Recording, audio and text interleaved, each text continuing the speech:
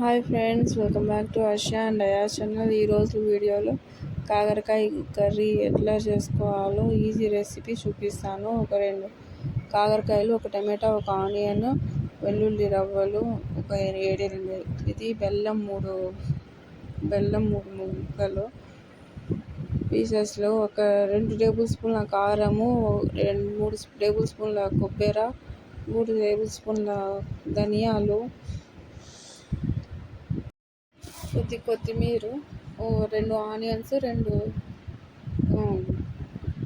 టమాటాలు కట్ చేసి పెట్టుకోవాలి ఫ్రైకి.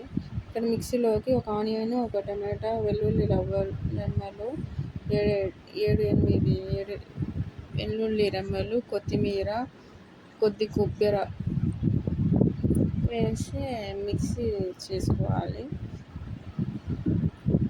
మిక్సీ చేసుకున్నాక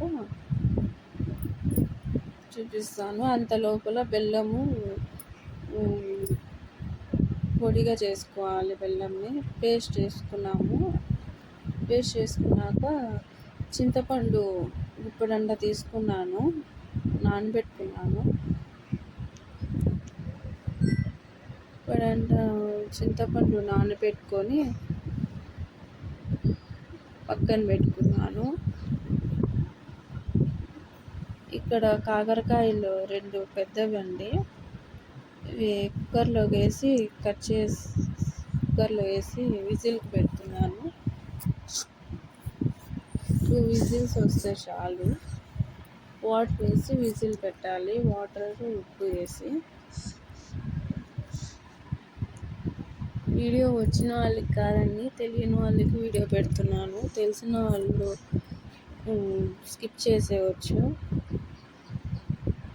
ఈజీ రెసిపీ. వంట రాని వాళ్ళకి చెప్తున్నాను. ఇది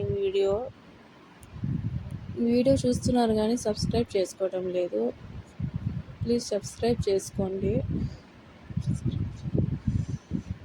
కాకరకాయలు మెత్తగా ఉడికిపోయినాయి 2 విజిల్స్కే. మళ్ళీ స్టవ్ ఆన్ చేసి కుక్కర్ పెట్టుకోవాలి.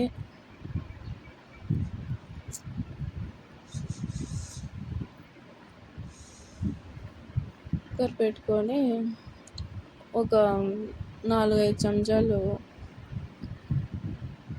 ఆయిల్ వేసుకోవాలి.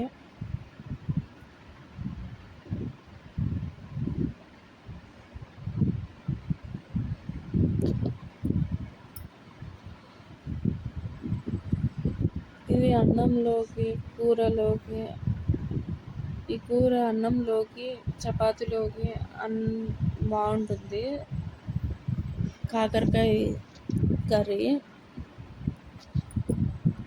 మీరు ట్రై చేసి ఎట్లా వచ్చిందో కామెంట్ సెక్షన్లో కామెంట్ చేయండి. 2 ఆనియన్స్ కట్ చేసుకున్నాను కదా, అది 2 టమాటాలు ఫ్రై చేసుకోవాలి. మధ్యలో కలుపుతూ ఉండాలి, లేకపోతే అడుగున మాడిపోతుంది.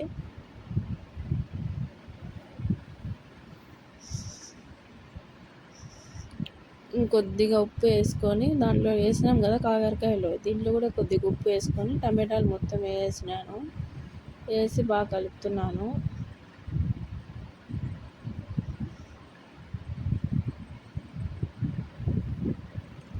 వీడియో స్టాండ్ లేనిది వీడియో తీయడం చాలా కష్టమైపోయింది. ఫోన్ చేతిలో పెట్టుకొని చేస్తూ ఉన్నాను. అది పేస్ట్ చేసుకున్నాను కదా, మిక్సీ చేసుకొని అది కూడా వేసినాను. కొత్తిమీర, ఒక టమాటా, ఒక ఆనియన్, వెల్లుల్లి రెమ్మలు, కొబ్బరి వేసి మిక్సీ చేసుకున్నాను కదా, అది కూడా వేసినాను. బాగా పచ్చివాసన పోయేంత వరకు బాగా కలిపి దాంట్లోకి కారము, ధనియాల పొడి అంతా వేసి చింతపండు రసం కూడా వేసినాను.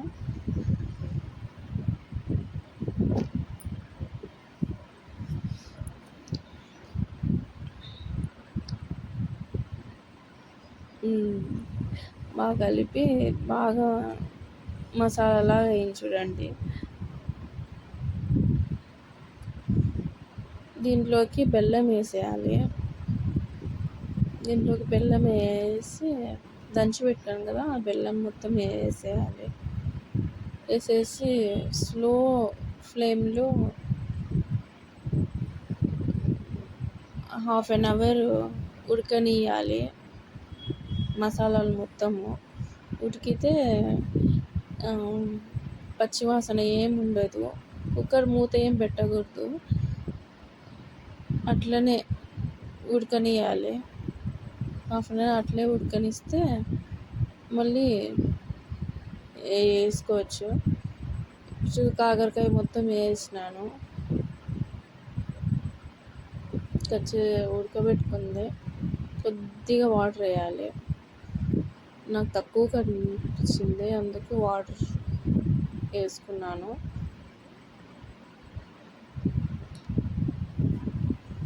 ఇలా కలిపి పెట్టుకున్నాను. కొబ్బరి కొద్దిగా పెట్టుకున్నాను కదా.